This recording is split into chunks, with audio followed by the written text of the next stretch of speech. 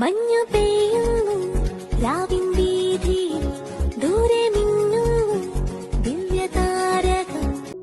ഈശോ മിശിഹായ്ക്ക് സ്തുതിയായിരിക്കട്ടെ.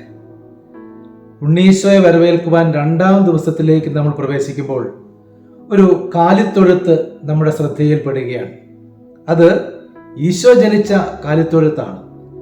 ഈശോയുടെ തിരുജന്മത്താൽ ആ കാലിത്തൊഴുത്ത് ഒരു സ്വർഗീയ ഇടമായി മാറുകയാണ്.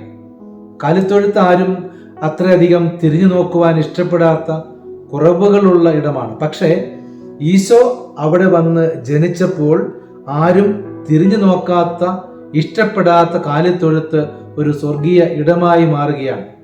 സ്നേഹമുള്ളവരെ, നമ്മുടെയൊക്കെ ജീവിതങ്ങളിലും ഒരു പക്ഷേ ധാരാളം കുറവുകളും പോരായ്മകളും ബലഹീനതകളും തെറ്റുകളും ഒക്കെ ഉണ്ടാകാം. പക്ഷേ ഈ കുറവുകളെല്ലാം ഉള്ളപ്പോഴും നമ്മുടെ ജീവിതത്തിൽ ഈശോ വന്ന് ജനിക്കുവാനായി നമ്മൾ പരിശ്രമിക്കുമ്പോൾ, ഈശോ വന്ന് ജനിക്കുമ്പോൾ, ഈശോ നമുക്ക് സ്വന്തമാകുമ്പോൾ നമ്മുടെ ജീവിതങ്ങളും ഏറെ അനുഗ്രഹപ്രദമാകുന്നു, സ്വർഗീയ ഇടങ്ങളായി മാറുന്നു. ഇപ്രകാരമുള്ള ജീവിതങ്ങൾക്ക് ഉടമകളാകുവാൻ നമുക്ക് ആഗ്രഹിക്കാം. അതിനായി നമുക്ക് പരിശ്രമിക്കാം. നല്ല ദൈവം കൂടെ ഉണ്ടാകട്ടെ. ദൈവം നമ്മെ എല്ലാവരെയും സമർത്ഥമായി അനുഗ്രഹിക്കട്ടെ.